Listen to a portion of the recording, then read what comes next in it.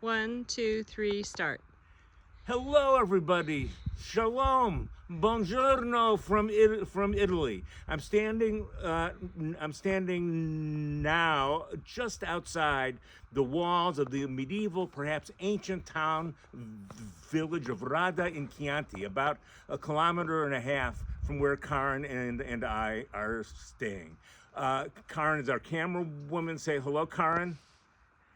And we are, and we have something to tell you, something important, and that is we miss you. We miss you a lot. Of course, we're having a wonderful time here in Italy, enjoying the food and the wine and the people and the scenery of this beautiful place. But we miss all of you in Calgary. We miss talking with you. I miss worshiping with you, studying with you, and we're certainly going to miss celebrating Hanukkah with you this year. And speaking of Hanukkah, one of the things that we've learned is that it is possible, even here in the Italian countryside, to get Amazon to deliver a Chanukiah. So we are getting ready to celebrate Hanukkah here.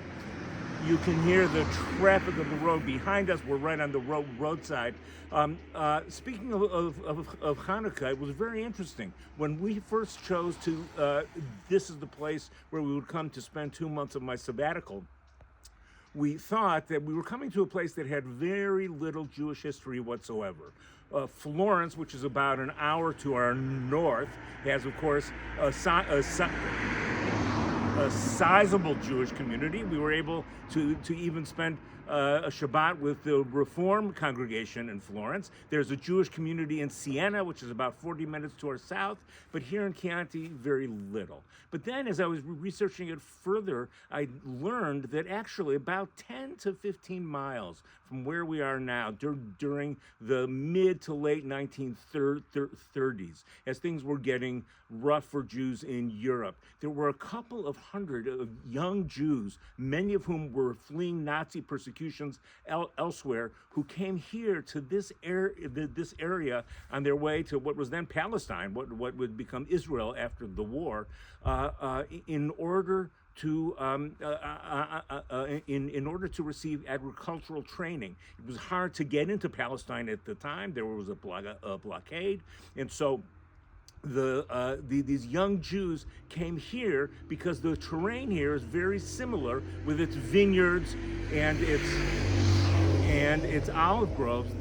It was very similar to that in Israel, so they came here to receive agricultural training in the hopes of one day being able to use what they learned to rebuild the Jewish state, and again, what was then called Palestine. Some of those young Jews succeeded in making it to Israel. Others, sadly, got caught up in the horrible red tape and fell victim to Hitler's murder machine as the war progressed. But the point is this: these young Jews, they came here in order to build a Jewish history for themselves. They didn't want to let others determine what was going to happen to them as Jews. They wanted to determine their own Jewish destiny as they saw fit.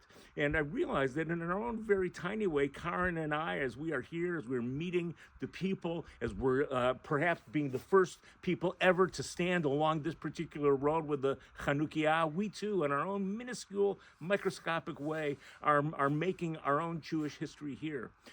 Writ large, of course, this is very important for us this year. This past year, the past year and a half or so, has been a very difficult time for our people. And the question, as we prepare to celebrate Hanukkah this year, is what is our Jewish destiny going to be that we're going to make for ourselves this year? Because that's what Hanukkah is all about. It is about Jews refusing to let others determine their Jewish lives for them, but taking their own destiny, their own fate into their hands. What is this year going to be like for us as Jews? God willing, it will be one of peace and reconciliation, of course, freedom for the hostages, an end to the horrible war going on in Israel, and a time of respect for Jews and for all people everywhere. Let's make that our destiny this year. So, from the roadside outside of Rada in Chianti. I wish you a Chag Chanukah Sameach, a very happy Chanukah. Again, I look forward to seeing you when I return in mid-February. And from this beautiful place, to all of you I say, Shalom.